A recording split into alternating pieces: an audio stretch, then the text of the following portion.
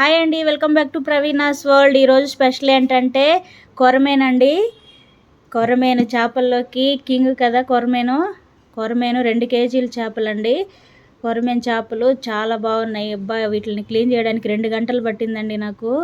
ఎన్నిసార్లు కడిగానో నాకే తెలియాలి అసలు. ఇప్పుడు ఈ కొరమేను నీట్గా వాష్ చేసి పక్కన పెట్టేశాను. వీటిల్లో కావాల్సిన ఇంగ్రీడియంట్స్ చూడండి. ఆనియన్స్, టమోటా, కరివేపాకు, పచ్చిమిర్చి కట్ చేసి నీట్గా రెడీ చేసి పెట్టేశాను. ఇంకా కుకింగ్ మొదలు పెట్టేద్దాం రండి, ఓకేనా. చింతపండు కూడా నానబెట్టేశానండి. చింతపండు నానబెట్టేసి బాగా నానిపోయింది ఇది. దీన్ని మనం బాగా కలుపుకొని పిప్పంతా తీసి పక్కన పెట్టేసుకుందాము. ఇప్పుడు బాగా నానుతుంది, ఇంకా టైం ఉంది, బాగా నానాలి. దాంట్లో ఉండే గుజ్జంతా బాగా వాటర్లోకి వచ్చేసేయాలి. చూడండి ఎంత బాగా నానిపోయిందో, ఇంకా బాగా నానాలి, ఓకేనా. మిగిలిన ప్రాసెస్ స్టార్ట్ చేసేస్తాను. స్టవ్ మీద చేపల కూర దబ్బర పెట్టుకొని ప్రాసెస్ స్టార్ట్ చేస్తున్నాను. చూడండి, ఆయిల్ వేస్తున్నాను. 2 కేజీల చేపలు కాబట్టి ఆయిల్ క్వాంటిటీ అనేది కొంచెం ఎక్కువే పడుతుంది. ఆవాలు, ఆయిల్ మరిగింది, ఆవాలు, జీలకర్ర వేసేసాను. అది బాగా చిటపట అనాలి ఆవాలు జీలకర్ర. ఇప్పుడు ఆనియన్స్ కట్ చేసి వేసేసాను. ఆనియన్స్ మరి కలర్ మారాల్సిన అవసరం ఏం లేదండి నెల్లూరు చేపల పులుసుకి. కొంచెం మెత్తబడితే చాలు. అందులోకి ఒక 4 పచ్చిమిర్చి వేసాను, మధ్యలోకి కట్ చేసి. కరివేపాకు. చేపల కూర అనేది చాలా ఈజీ అండి. అది మామూలు పులుసు కూరలు పెట్టుకుంటాం కదా, అట్లాగే పెట్టుకోవాలి చేపల కూర, కష్టమే ఉండదు. ఇప్పుడు అందులోకి బాగా పండు మాగిన టమోటాలు ఒక 4 వేసానండి. క్వాంటిటీ ఎక్కువ కాబట్టి మనము ఈ సైడ్ టమోటా ఆనియన్ అనేది కూడా కొంచెం ఎక్కువే పడతాయి.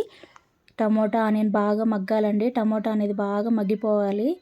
చూడండి, అట్లా కల్లుప్పు వేస్తున్నాను. ఉప్పు వేసి మూత పెట్టేసామంటే టమోటా అనేది తొందరగా మగ్గిపోతుంది, మెత్తబడిపోతుంది, బాగా గుజ్జు గుజ్జుగా వచ్చేస్తుంది. చూడండి ఎంత బాగా మగ్గిపోయిందో. దాంట్లోకి పసుపు వేసేసాను ఆల్రెడీ. ఇప్పుడు కారము, చేపల కూరకి కారము పులుపు అనేది ఎక్కువ పడుతుందండి.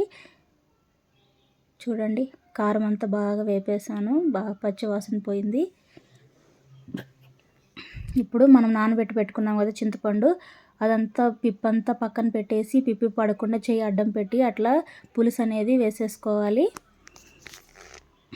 చూడండి, మామిడికాయ లేదండి, సీజన్ కాదు కదా, అందుకని మార్కెట్ మొత్తం తిరిగినా కూడా మామిడికాయ దొరకలేదు, పచ్చి మామిడికాయ.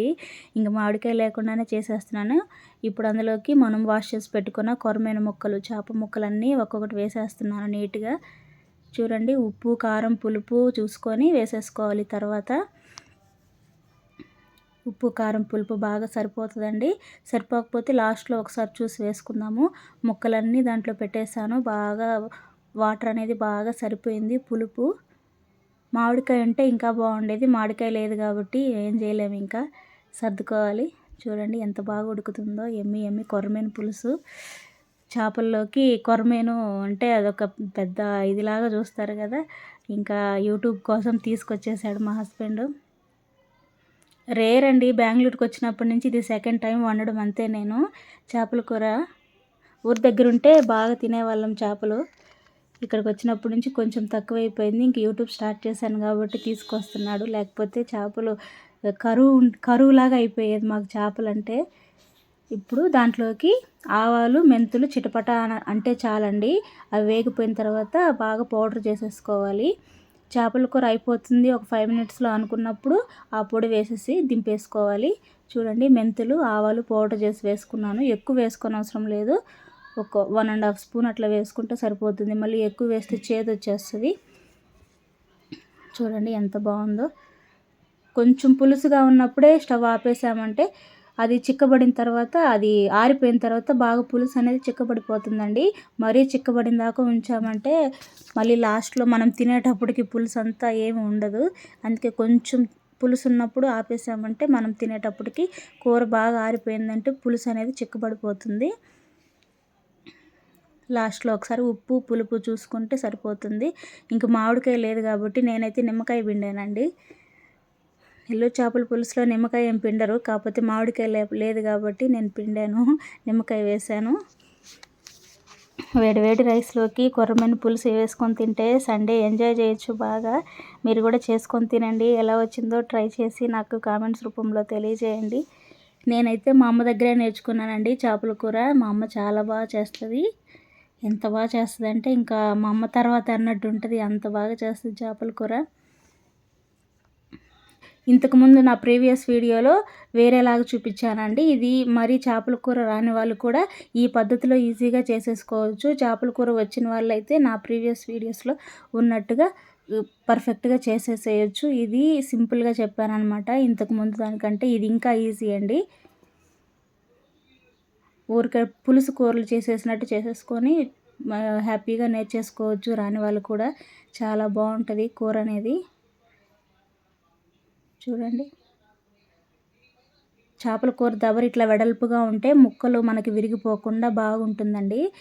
గుంటగా ఉండే దబర్లు అయితే ముక్కలన్నీ ఒకదాని మీద ఒకటి పడిపోయి విరిగిపోతాయి. చూస్తుంటేనే నోరూరిపోతుంది కదా. చాలా కాస్ట్ అండి ఈ చేపలు. కొర్రమీను ఇంకా అయిపోవచ్చిందండి. కూర అయిపోయింది కూడా, దించేసాను. ఇంకా వడ్డీ చేసుకుంటున్నాను. మా పిల్లలు మా హస్బెండ్ అందరూ తినేశారు, నేనే లాస్ట్. ఇప్పుడు టేస్ట్ చేస్తాను.